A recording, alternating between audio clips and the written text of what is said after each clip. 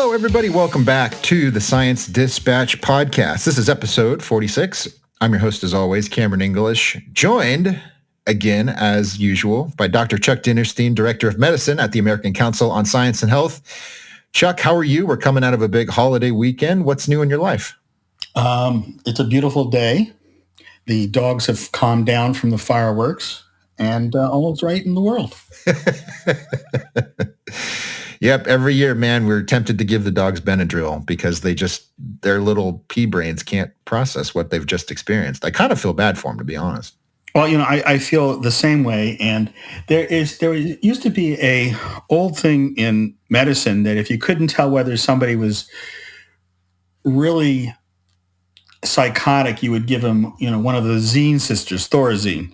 And if they were still talking after you gave them the Thorazine, then yes, they had psychosis. And my older dog is exactly the same. We gave her a range of drugs before the fireworks, and she was laying on the couch comatose until the first pop. And then she was up, and she was up for about 3 hours, sharing her dismay at what had happened. I do believe the dog is on the spectrum anyway, but that's an entirely different issue. Hey, we don't judge. Neurodiversity in our animals is what makes the world a rich and beautiful place. You're correct. Okay, but in any case, we've got two stories to talk about, as we always do. First one is by our colleague, Dr. Henry Miller, and a colleague of his named Andrew Filat, who has a background in robotics and AI, is my understanding, Chuck. So this article is called Welcome to the Age of Chatbots, aka the Information Hellscape. So let me jump in with this brief description at the top and then give me your insights here. So they write, chatbots, trainable software applications capable of conducting intelligent, informed conversations with users, have tremendous potential for vast societal benefits, but also tremendous mischief. We are at the earliest stage of the learning curve. All right, so jump in here, Chuck. What's the problem with the stage we're at in this learning curve, and what are some of the positives and negatives that can come out of this? Well, as it turns out, chatbot, which is a large language model, which basically does a statistical analysis of where words fall, what words will follow in a sentence, has really started to show promise as a tool. But there are concerns on multiple areas about who is going to be the master and who is going to be the tool per se. And there's a lot of concern being raised that this particular tool will become our master very quickly. And so a lot of the doom and gloom that we see across the internet associated with artificial intelligence really has to deal with that. So I would say, first of all, that misinformation has been with us for a long time. And the areas that Dr. Miller and his colleague talk about, the deep fakes in terms of audio and visual, have been with us for a year and a half, and have been mostly the discussions of tech groups. They are very good, and they appear on the surface to be very believable. And in a world where we absorb our media in sound bites and images, this type of untrustworthy media can become a significant problem. So I think that's been the message for some time about that. And what I think back on is some studies that suggest that a human being is capable of managing 150 acquaintances. That seems to be our evolutionary limit. That explains kind of the way we developed our tribes and so on. And we can know other people, but about 150 or so people we can keep in our minds in terms of who is trustworthy, who is not trustworthy, who's close to us and who's not. And the difficulty with all the social media is that 150 contacts is not considered any number at all. All the followers are always being gathered in the millions. So I would argue that the human evolutionary ability to judge the trustworthiness of people that they interact with doesn't scale in the way that social media does. And that's probably the bigger problem, at least when we talk about the media. So my brain's spinning here. There's just so much to dive into. So if I'm hearing you right, it sounds like the problem is well underway in that we already have access to too much information. There's already lots of scoundrels trying to make use of this. And now we have this technology that's just going to precipitate it. There's just, you write much more information. Now we can fake it better. Now we can manipulate all sorts of different interactions that people have. Is that your take? Am I understanding you correctly? I think you're right. The computer enables us to be crazier at very high speeds and over a larger area, but it does very little to control our craziness. And I think this is one of those times when the technology may have gotten past an evolutionary limit that we have. Now that fear has been there with all technologies over time. I mean, if you go back to 1910, you can read the articles about whether people will lose their breath when the cars go 30 miles per hour. Or what would happen when they broke the sound barrier. So those kind of fears are not uncommon and not warranted. But I think in this particular case, when we apply AI to communications, we may find problems. Now, on the other hand, I would argue that AI has been with us for a long time, and a lot of the companies that are still writing algorithms are calling them AI now, because I think you can probably get a little bit more money for something that's AI rather than just an algorithm. But our attentions and how we're directed at things have been changed for a long time by AI. This is certainly true in the area of people being hired for work, college applications, any kind of process where there's a lot of applications. You're going to find an algorithm that will do the first screening or two before it gets to a human.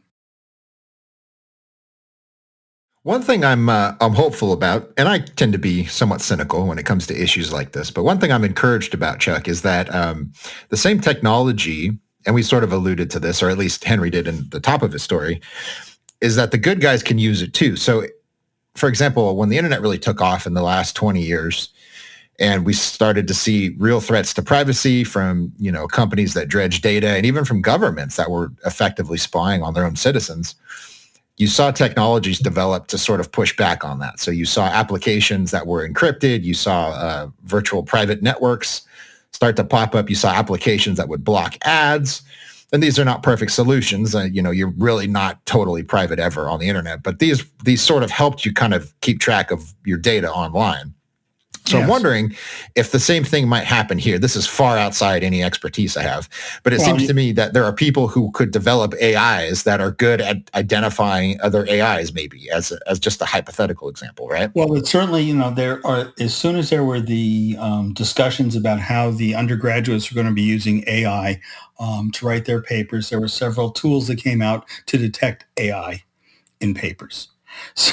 So those things already exist, and I agree with you. I think that those kind of tools will come. And I will also agree that this is way out my area of expertise. But I would think that something like the blockchain might actually play a useful role here in terms of identifying what is a trustworthy source, or the source in general. Then you can draw your own conclusions about its trust. The problem that I think that Henry alluded to in the article is when you have an image that they say is from the New York Times when it really isn't, or a vocalization by a politician when it really isn't.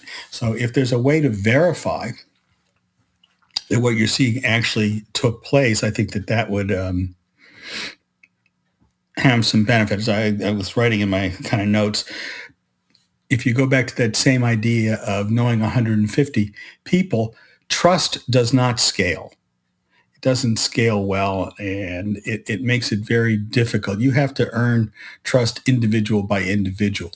And so I think that that's at the core of this part of the issue. There's other ways that I think that you're correct. AI is a very useful tool. I'm an amateur photographer. I have a reasonably nodding acquaintance with Photoshop, and the ability to go into Photoshop and say, take this part of the image out or replace this image with something else, I think opens up a lot of creative skills.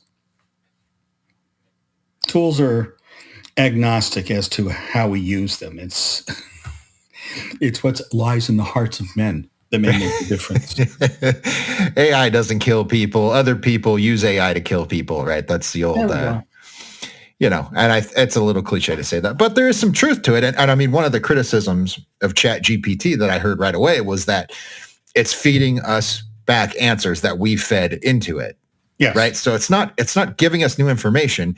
And one writer I follow put it this way. He said, there's lots of better writers than me already. They're humans and they're flesh and blood, but their brains are effectively better AIs than mine, So maybe we need to, it's not that the concern is fake, but maybe we need to tamp it down and realize that, this is just an extension of issues we've already faced, as we said a minute ago.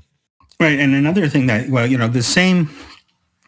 you can apply the same kind of statistics to the newer material that's being fed to the AI models. And what I'm wondering is in a world where AI writing is 20, 30, 40% of what we see, whether that's going to have an undue influence and that they're going to be able to identify that. Because as it stands now, the more AI we feed to it, the more the model reflects AI and doesn't reflect humans at all.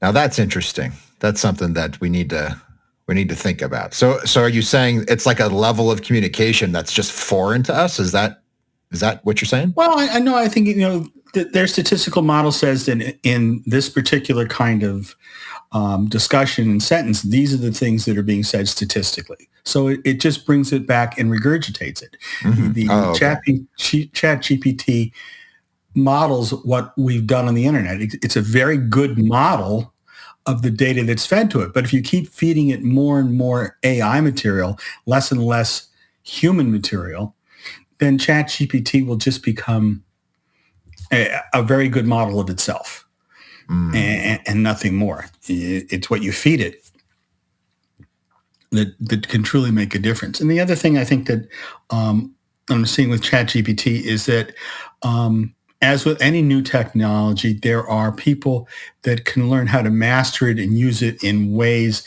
that may not have been anticipated. Mm-hmm. And I think that can make a big difference. Yeah, that's funny. I've read a handful of news stories about how the developers of these various AI technologies, they've had to put very strict limits on the learning that their programs are allowed to engage in, because when you feed it raw data, it starts to draw connections that are politically unpopular, shall we say?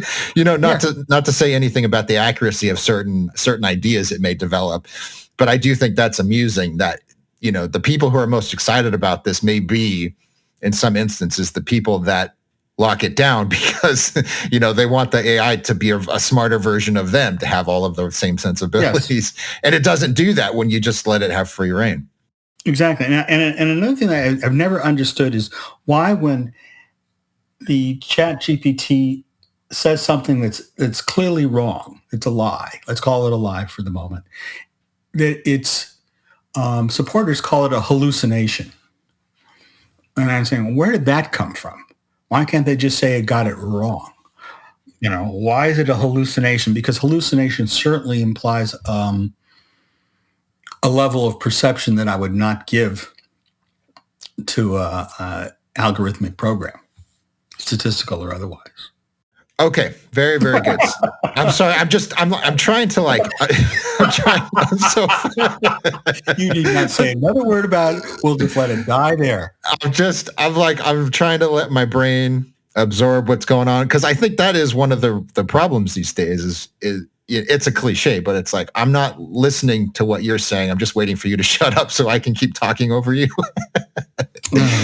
So in any case, yes. All that to say, I think, Chuck, you have a lot of insight here, wisdom with experience and all that. So I think these are good things for people to think about. So yes, we're just kind of throwing these out in the ether, and then you guys stew in them, and maybe one of you comes up with the solution here. Okay, but enough about information hellscapes and the end of humanity and George Orwell and so forth. Let's talk about Pop-Tarts, Chuck. Yes, let's get to something real, baby. Yeah. So of course, as you may have guessed, if you're a regular listener, this is not by Henry Miller. This is by Dr. Josh Bloom, our resident chemist and pharmaceutical expert. And the title of the story is simply "Are Pop-Tarts Food?" So he starts off by saying, "Do condescending food experts, in quotes, make you feel like a war criminal for eating a so-called unhealthy snack?" Also in quotes. If so, there's a pretty good chance they're pontificating about something like a Twinkie or maybe a Pop-Tart. Is a Pop-Tart food, a lab creation, or a death sentence? All the yummy answers are here, Dr. Josh Bloom says. So take it away, Chuck. What are we? This is Josh's take on the age-old question of natural versus processed foods. And he lays out the case in his own way. And he begins by talking about one of the great demons, high fructose corn syrup. And he points out the most common version of that has about 55% fructose, 45% glucose, and then points out that honey, a natural product, has exactly the same ratio. So that if high fructose corn syrup is bad for you, then honey must be bad for you. But as we all know, the people that take sides in these nutritional discussions would argue that simply the processing of the corn to make this thing has somehow imparted some unnatural quality upon it and made it unhealthy. And he goes on to give several other examples in the piece. He talks about the use of soybean oil, and soybean oil is good because it's natural, but it's bad because soy has a bunch of phytoestrogens as a component within that, and there's been some literature back and forth, still unresolved, still small effect, suggesting that women with breast cancer do poorly with soy because they're getting that exogenous estrogen. He does go on to mention a few other ingredients that I thought were great. My favorite, of course, would have been confectioner's glaze that he thought we might think of as some kind of sugar coating, but it turns out to be shellac. Which brings that quandary forward once again. So do we want to really put shellac on our donut to give it that nice glazed look? Well, some people would argue it's processed, but other people would argue that shellac is actually a natural product from the lac beetle, so maybe it isn't quite so bad. And he goes on and on over the course of the article talking about all of these things. And I think that it really comes down to the idea of natural versus synthetic, processed versus unprocessed, which we've gone back and forth multiple times.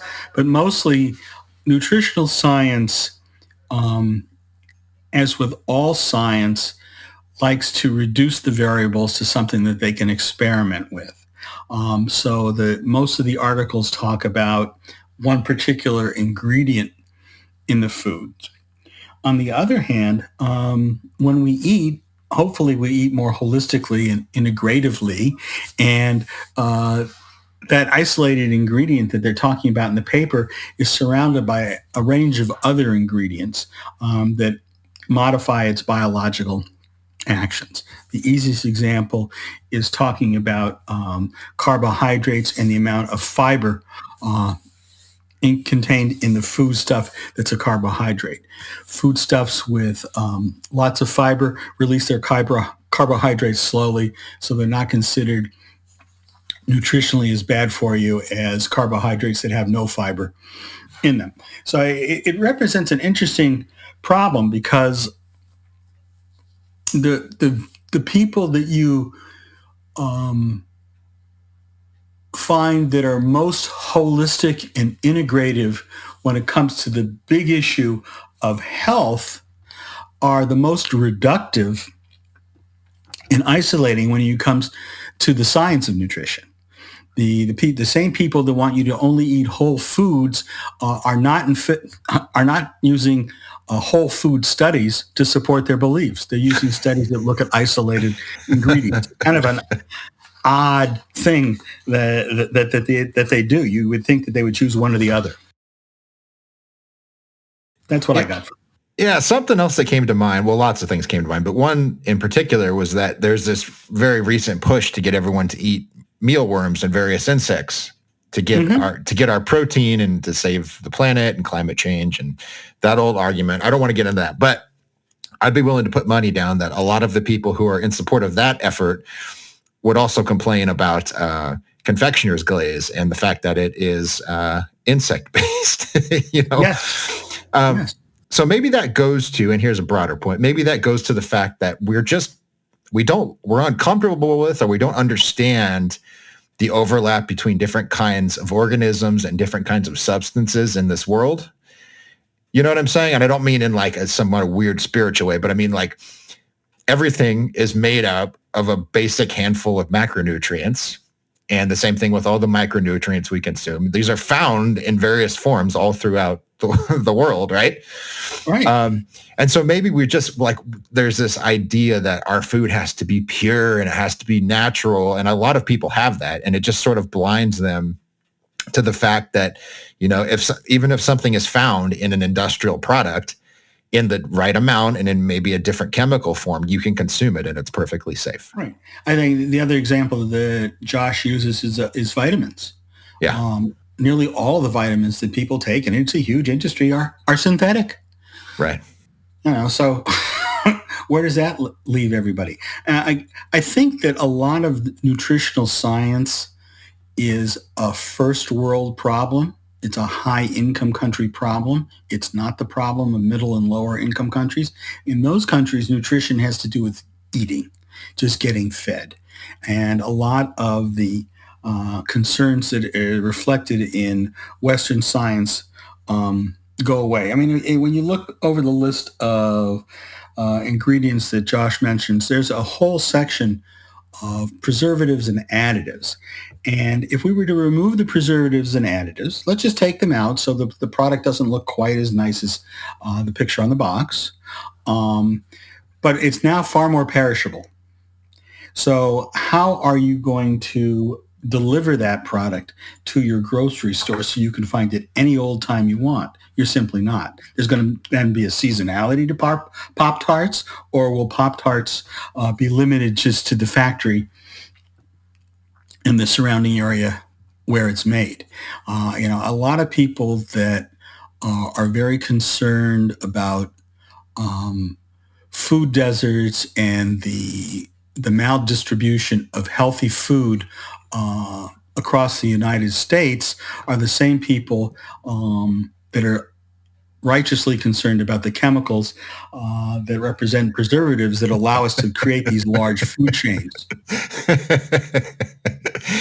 I love it. It's everywhere too. Another great example is food wraps, right? These are made of plastics that are, destroying our oceans and they're killing the birds, and these are just pure evil.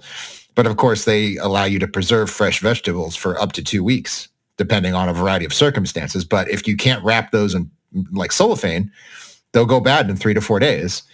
And so that speaks to the same issue, right? You're concerned about low-income people not having enough cucumbers, and they have to rely on, fruity flavored soda and Cheetos, and we can't have this, but right. You're working at the same, you're working against yourself. You're working at odds with the processes we've come up with. Now, we may come up with some other processes. Maybe nice to have some more urban gardens, but the chance of urban gardens feeding New York is probably low, let alone where they're going to get all that seafood and meat from. Mm-hmm. So that becomes a problem overall. I mean, in a real sense, much of the additives, I really think much of the additives have to do with our supply chains and wanting things that we want when we want it. And that, it's easy enough to switch and get rid of those things, but it's going to mean a big sacrifice on your part. The same people that are going into Whole Foods today are going to be leaving with containers, I guess, of their own choice, so that they can take home the beans that they're going to buy, or the granola, or whatever it is. No more plastic bags, no more containers. Containers in the supermarkets were a result of people moving away from the idea of the general store and going and getting things out of the Cracker Barrel, which is a literal thing. I don't think people are going to be real happy about getting their Pop-Tarts out of a barrel. Okay, so I think here again, Chuck, we have yet another issue that we can't resolve, not because there isn't a good answer. I just think you have so many differing perspectives and so different perspectives and so many people who are very passionate about this, and I don't know that their minds will be changed. No. And then you have all sorts of incentives that we haven't discussed. There's the final thing I was going to ask you about was this idea of kind of a class snobbery that drives some of this concern about processed food. I've heard some food scholars, which interestingly is a field of people that just talk about the foods people eat and why they eat them and the history of food and whatever. But some of these folks have said a lot of this concern, it's not really motivated by nutrition. It's not that, Dr. So-and-so with, Physicians Against Diabetes or whatever. I made that organization up, by the way. It's not that they're really mortified about the nutritional content of Olive Garden. It's more that, the people in that social circle, they don't eat Olive Garden, right? They eat, fancy organic sushi and non-GMO this. And so perhaps it's even subconscious. I don't know. Eating is clearly a social construct to steal from somebody else. And this, I'm willing to bet big money that the people who were most interested in French cuisine, which was in large part a collection of sauces by Escoffier in the 60s and 70s, are the same people today that feel that we should only be eating clean. Although I haven't quite figured out what that means. But clearly, eating is a cultural activity, and people have all sorts of feelings about what is the proper way. White linen restaurants versus fast foods are a good example.